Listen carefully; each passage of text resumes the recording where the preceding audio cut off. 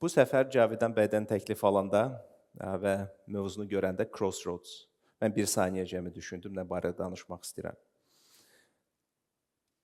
Crossroads nədir? Yol ayrıcı ya da kəsişmə.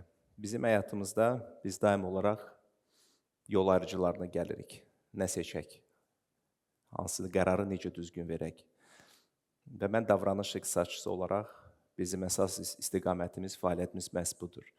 Düzgün seçim arxitekturasının qurulması. Daha sadə deyirsək, necə edək ki, insanlar öz emosiyalarını, öz bəzi vaxtlar qeyri-rasionallığını qalib gələrək düzgün qərar və seçimlər etsinlər həyatlarında. Ona görə bugünkü çıxışım praktiki olacaqdır. Sizə 5 alət verəcəm davranış elmindən. Hansı ki, sizin həyatda qərar və seçimlərinizi bir balaca asanlaşdıra bilər. Bu alətlər daha çoxdur. Bu barədə mən öz sosial mediamda çoxlu paylaşımlar edirəm. Amma əsas bu 5 olacaqdır. İlk olaraq ən vacib məqam odur ki, biz seçimlə qərarı fərqləndirək. Seçim nədir? Qərar nədir? Və bunu çox yaxşı eksperimentlərlə edirəm. Adətən liderlik təlimlərində yaxınlaşıram bir yoldaşa və soruşuram. Vanil dondurma, yoxsa şokoladlı dondurma? O deyir ki, misal üçün, vanil dondurma. Deyirəm, niyə görə? O ağdır, vanil dadı daha çox xoşuma gəlir, nəinki şokolad dadı. Deyirəm, bu seçim deyil, bu qərardır. Siz indi əsaslandırdınız öz seçiminizi. Hansı bir məntiqi arqument gətirdiniz ki, mən buna görə seçirəm. Yenə də sual verirəm. Vanilli dondurma, yoxsa şokoladlı dondurma? Yenə də çalışır cavabını əsaslandırsın.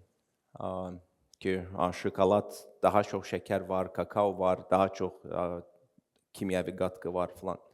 Və bir neçə dəfə iterasiyadan sonra cavab əslində bu olmalıdır. Mən vanilli dondurmanı seçirəm, çünki mən vanilli dondurmanı seçirəm. Mənim heç bir məntiqi əsasım yoxdur. Bunu etməyində sadəcə ürəyim bunu istəyir. Və burada biz əsas seçimə gəlirik. Beyinlə adətən biz qərarlar veririk. Biz alqoritm qururuq beynimizə, öz seçimlərimizi əsaslandırmaq üçün. Artıq bu seçim olur, bu artıq qərar olur. Seçim odur ki, siz ürəyinizdə bunu istəyirsiniz, amma heç cür əsaslandıra bilmirsiniz. Niyə görə bunu istəyirsiniz? O zaman seçim olur. İndi sual yarana bilər. Fərqi nədir, seçim yoxsa qərar? Davranış elmi onu göstərdi ki, biz seçim edəndə, yəni hər hansı bir məntiqi ip qurmayanda, biz həmin seçimlərin arxasıcan daha çox qaçırıq. Biz daha çox səy göstəririk ki, həmin seçimlər düzgün olsun. Biz qərar verəndə, bu qərarda, zəncirdə bir çox məntiqi arqumentlər var. O məntiqi arqumentlərin biri məhv olanda yolda, siz deyirsiniz, okey, mənim qərarım səhv idi və siz çıxırsınız və o yola davam etmirsiniz. Və həyatda da eyni seçimlərlə və qərarlarla rastlaşacaqsınız. Karyera seçimi ola bilsin.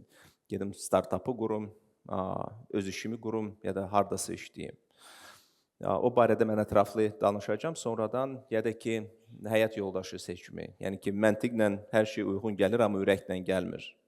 Yəni ki, biri qərardır, biri seçimdir. Və bu tipli seçim və qərarlar həyatınızda çox olacaq. Siz seçim etsəniz, həqiqət ürəkdədir, seçim, qərarlar beyindədir. İdeal odur ki, hər ikisi toqquşsun, amma ideallar təsvir olsun ki, bu həyatda olmur. Ona görə bundan ehtiyatlı olun. Hər dəfə bir yol ayrıcısına gələndə seçim yoxsa qərar verdiyinizin fərqində olun. Ən vacib budur.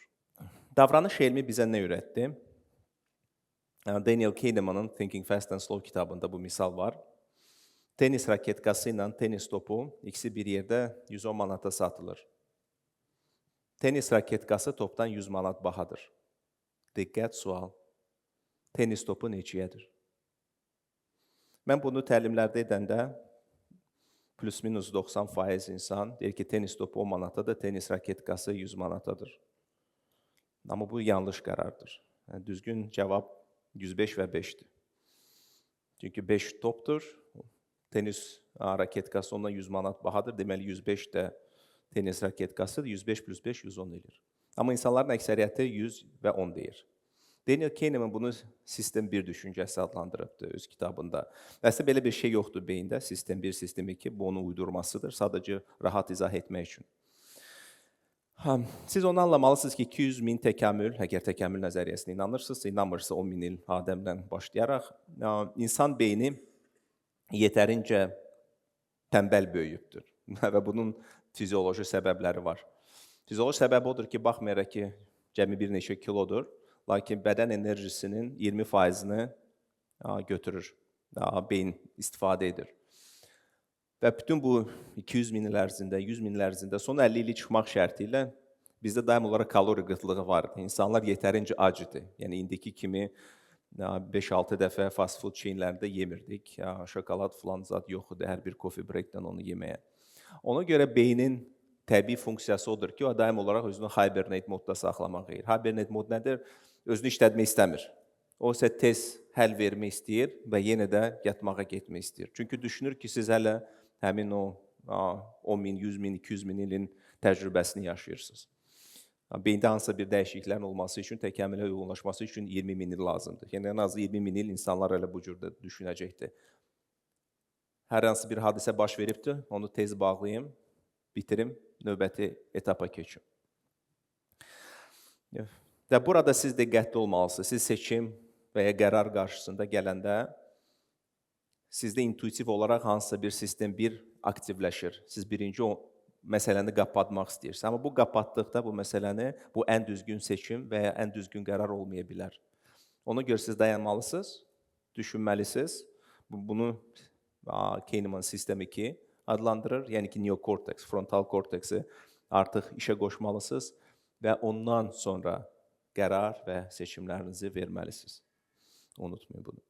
Mən ChatGPT-dən xahiş etdim ki, mənim 20 yaşındakı fotomu hazırlasın və mənim 65-70 yaşındakı fotonu hazırlayıb, o da bilmirəm də heç mənə oxşamır, amma qalstuk mənim qalstukumdur ən azından. Davranış iqtisadiyyatı bizi bir şey öyrədib ki, insanlar uzun müddətli düşünə bilmir. 20 yaşlı Fərhada oxşayan bir gənc təzə işə başlayanda oturub öz pensiyasını düşünmür. O düşünmür ki, 65 yaşında o pensiya çıxanda onun hansı bir depozitdə pul olmalıdır, saving olmalıdır, hər hansı bir gələcək həyatını yaşamaq üçün bir vəsait olmalıdır. Biz düşünürük, biz həmişə belə cavan və enerjili qalacağıq. Ümumiyyətlə, bu Azərbaycanda gözəl bir deyim var. Mən onu həmişə kasıblıq mindset adlandırmışam, düşüncə tərzi. Dünya 3 günlükdür, dünən, bugün, sabah. Əslində elədir, fəlsəfi olaraq. Praktiki olaraq ki, Azərbaycanda orta yaş həddi, ölüm hardasa 70 yaşa yaxındır. Yəni ki, burada oturanların əksəriyyəti 70 yaşdan çox yaşayacaqdır. Yəni, sabah ölməyəcəksiniz, narahat olmayın. Ölə də bilərsiniz, amma ölməyə də bilərsiniz. Ehtimalla ölməyəcəksiniz. Ona görə siz hər hansı bir 20 yaşında işə başlayanda siz artıq düşünməlisiniz uzun müddətli olaraq. Mənim pensiyam nə olacaqdır, təqaüdüm nə olacaqdır. Və özünüz üçün seçim arxitekturası qurmalısınız. Seçim arxitekturası nədir? Yəni ki, düzgün qərarlar qəbul etmək üçün Richard Thaler Nobel mükafatı laureatı bunu nudge adlandırır. Nudge sözünün Azərbaycan dilə tərcüməsi yoxdur. Misal üçün, sizin bir dostunuz gözəl bir qıza vurulubdur, amma yaxınlaşa bilmir, tanış ola bilmir bunu. Siz də yaxınlaşırsınız onun arxadan, qolunuzla biraz itəliyirsiniz onu və o nudge'dır. Yəni ki, elmi dildə Thaler ona libertarian paternalizmi deyibdir. Yəni, seçim onundur, sən yaxınlaşacaqsın, eləməyəcəksən, amma mən biraz səni itələyəcəm ki, sən işində olasan da düzgün istiqamətə yönələsən.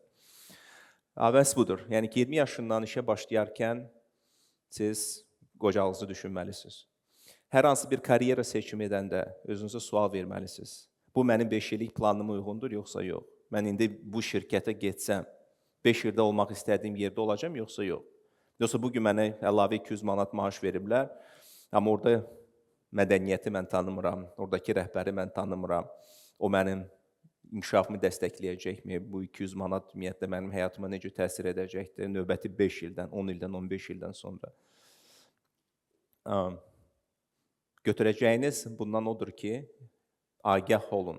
İnsanlar uzun müddətli düşünə bilmir, amma əksəriyyətiniz uzun müddət yaşayacaqsınız.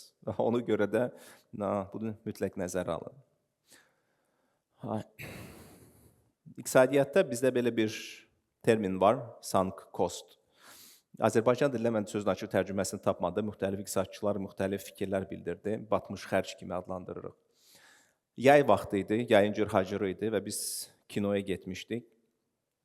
4DX sinemaya. O Jurassic Park filminə baxmağa. Otağa daxil olandan sonra görürük ki, kondisionerlə işləmirdi, çox istidir otaq. 10 dəqiqədə reklam gedir. Mən görürəm ki, mən özümü narahat hiss edirəm. Çıxdım otaqdan, yaxınlaşdım administratora, dedim, istidir otaqda. Yəni ki, kondisionerlə işləmir, nədir problem sizdə? O deyir ki, yox, biraz aşağı düşün, yuxarılara o bilsin ki, güc çatmır, orta sıralarda oturun, orada daha sərin olacaqdır. Dedim, okey, gəlin dəniyim. Qayıtdım kinozala, orta sıralarda oturdum. Görün ki, yox, yenə də istidir. Anladım ki, mən burada oturmaq istəmirəm. Bilet də prinsipcə 18 manat ətrafında idi. Dedim ki, okey. Çıxdım. Getdim. Onlar dedim ki, pulumu qaytarın. Yəni ki, siz məni keyfiyyətli bir əyləncə təcrübəsi bölüşə bilmədiniz. Və çıxdım. Amma məndən başqa bu nədən heç kim olmadı kinozalda. Hamı belə yayın cırxacırında, istidə tərliyə-tərliyə kinoya baxmaq qərarına gəldilər. Səbəb nədir? Çünki biletin pulunu ödəyiblər. Bu bir. İkincisi də rejection terapiyadan, rədd edilmə terapiyasına utanırdılar ki, getsinlər, pulu geri götürsünlər, ödədikləri pulu. Və bu ən asan, həm balaca şey, bu cəmi 18 manatlıq bir təcrübədir. Təsəvvür siz 4 il bakalavr oxuyursunuz, proqramlaşdırma dili üzrə. Sonra ChatGPT çıxır, kod çıxır, deyir ki, və artıq proqramlaşdırıcılara ehtiyac yoxdur dünyada bir neçə ildən sonra. Amma siz yenə də gedirsiniz, magistrda oxuyursunuz, proqramlaşdırma üzrə gedirsiniz, elmlər namizədi olursunuz, fəlsəfə doktorunu oxuyursunuz. Yox, mən axı 4 ilimi xərcləmişəm buna. Mən yenə də davam etməliyəm. Siz onu xatırlayın ki, keçmişdə baş verən investisiyalarınız, gələcək investisiyalarınıza heç bir təsir olmamalıdır. Onlar batmış xərclərdir, siz onları qaytara bilməyəcəksiniz heç zaman. Ona görə gələcək üçün planlarınızı heç zaman keçmişdə pul sərf etdiyiniz, vaxt və enerji sərf etdiyiniz hadisələr heç vaxt qarışmamalıdır. Onlar ayrı-ayrıdır. Bu batmış xərclər barədə. Sunk cost fallacy.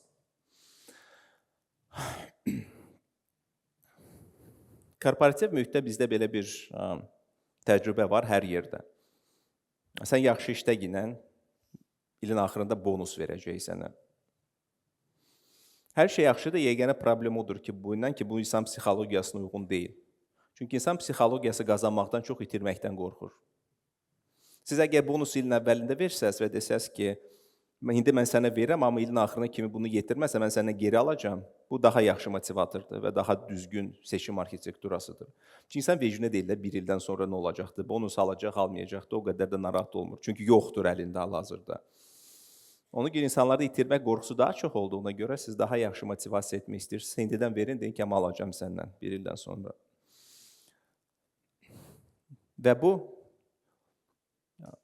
itirmək qorxusu karyera seçimlərində də çox vacibdir. Mən əvvəlcədən sizə deyim ki, seçimlə qərar arasında qalanda karyera seçimi, öz biznesimi qurum, yoxsa gedim korporativ mühitdə işləyim. Əlbəttə, korporativ mühit sizə stabillik gətirir, struktur gətirir, daha az risklidir. Yəni ki, böyük bir maşın arxanızda durubdur.